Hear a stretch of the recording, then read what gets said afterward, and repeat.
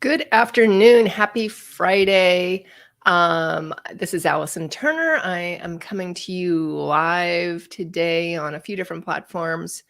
I'm the owner of Batcat Media Group, which is home to Dream Plan Start Grow, which is my podcast and business coaching program.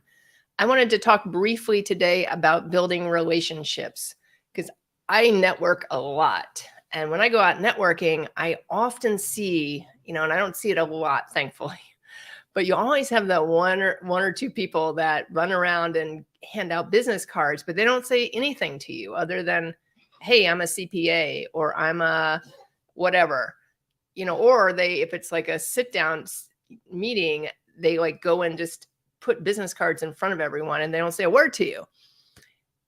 So I want to address building relationships because I've built a lot of my business on building relationships.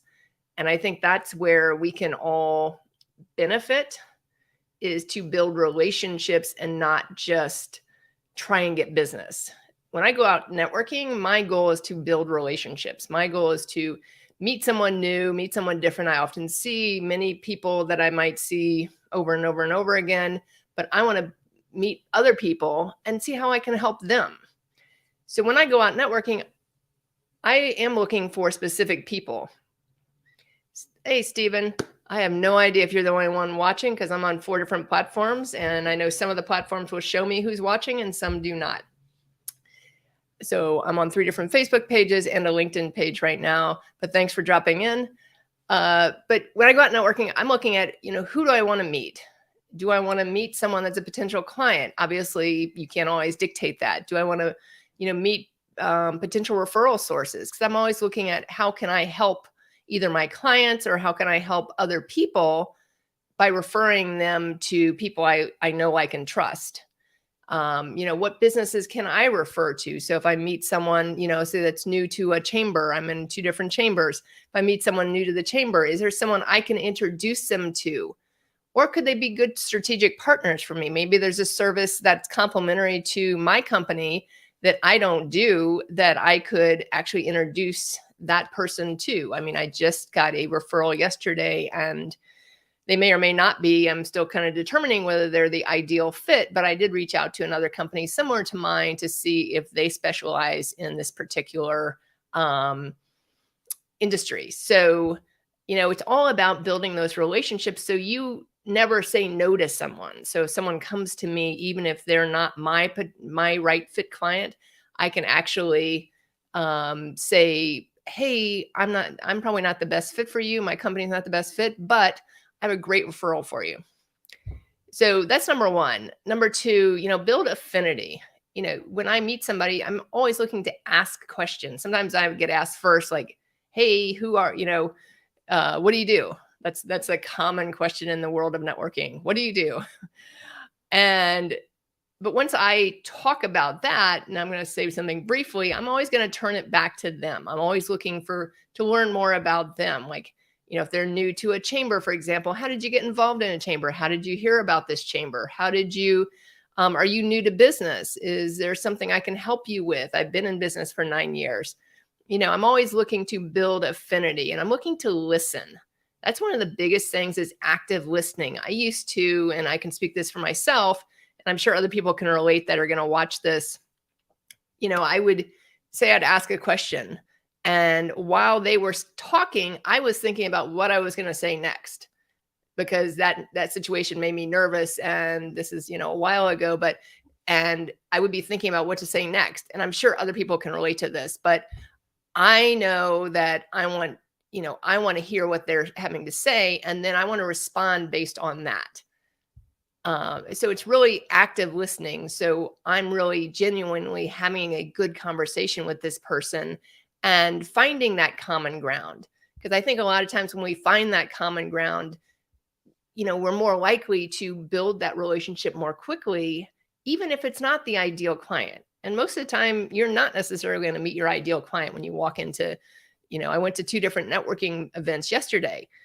I have someone that I want to bring on my podcast. Awesome. May not be a client of mine. That's okay. But they're going to benefit, I can benefit them that way. And they have a service that I might actually be able to use personally. So that's awesome. So that's number 2, always look to listen. Number 3 is provide value. I mean, too often we go to, events, or we start talking to someone and, maybe they're not your ideal client, or they're not, the conversation's not going anywhere or whatever. And you're like, okay, got to move on. And there's good times and bad times to do that, but really look to provide value. Say they're brand new, maybe they're quiet, maybe they're an introvert. I used to be more, I still consider myself an introvert, but I used to be more that way in networking. Hey, thanks for dropping in, whoever just hearted the live. But I used to be more that way.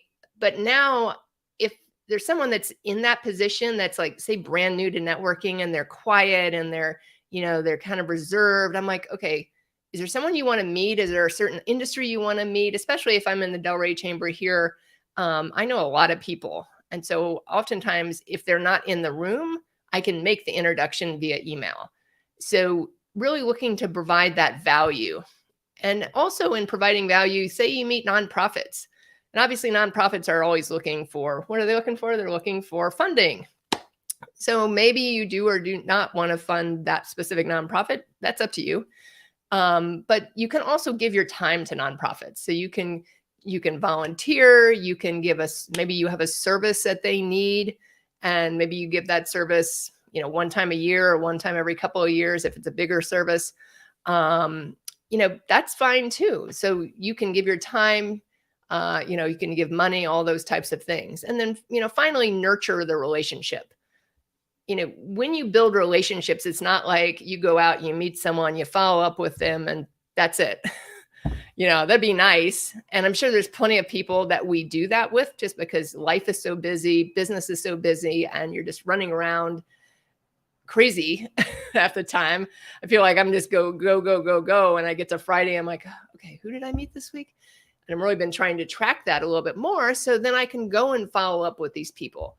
And again, they may not be an ideal fit client for me, but it's great to meet new people, and you never know what that relationship will bring you. It may bring a referral. It may bring a strategic partnership. Maybe they have a service you can use, or maybe they're, the funny thing is, I got my last assistant, the one before I have now, she was a former client, but we had kept in touch. She reached out to me and she said, like, hey, this person's relatively new to town. She's looking to get a part-time job. And I met with her. She asked me if I would meet with her. She sent me her resume. I met with her and didn't think anything more of it at the time. And then a couple of weeks later, I was like, wait a minute, I could use a part-time assistant, And so I went back to that person and actually hired her. And she was my part-time assistant for, I don't know, 2 or 3 years, maybe even a little longer. So you never know what could come out of building those relationships. And that's really what I want to stress. So stay in touch with people, reach out to people maybe you haven't talked to in a long time, that you see, and it's like you guys are connected again immediately, but maybe you haven't seen them in a long time. Go and reach out to them and just say, hey, I was just thinking about you today. It could be, you can call them, text them, you want to have lunch, all that kind of thing. Because I think too often we get caught up, and I know I'm guilty of this too, is I'm in networking groups and, we're doing one-on-ones within the networking group to get to know these people a little bit better. But then sometimes you forget about the bigger picture. There's other people out there.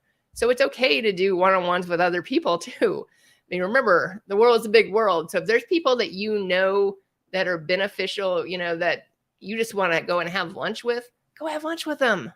Grab a coffee with them. But building strong relationships really allows you to build a strong network. I mean, I know I've built a great referral network where if someone needs something, they always feel like they can call me or text me and say, hey, I'm looking for a plumber, or I'm looking for this. Do you have a good recommendation? And I'm never, I'm only going to steer people to people I know, like, and trust, that I would actually go do business with myself. Even if they're not someone I particularly need that service from, but if I trust them to give to someone else, then why not? So with that, just remember, active listening, build those relationships. You never know who may benefit you at what time, and who may give you a referral out of the blue just because you have that relationship and you have that network. So I appreciate you jumping in today. If you caught the tail end, I see someone watching right now. If you caught the tail end, go back and check out the beginning if it interests you.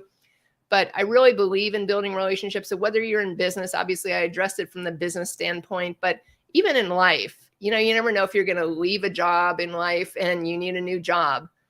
Well, if you've built relationships and you've built out a network, it's a whole lot easier to get that ideal job than like, oh my God, I got to put another resume up on Indeed and figure out what the heck I got to do from there. So think about that. Have a great weekend. It's Friday. Happy Friday. Happy St. Patty's Day as well. And I will see you back here on Monday. Have a good one.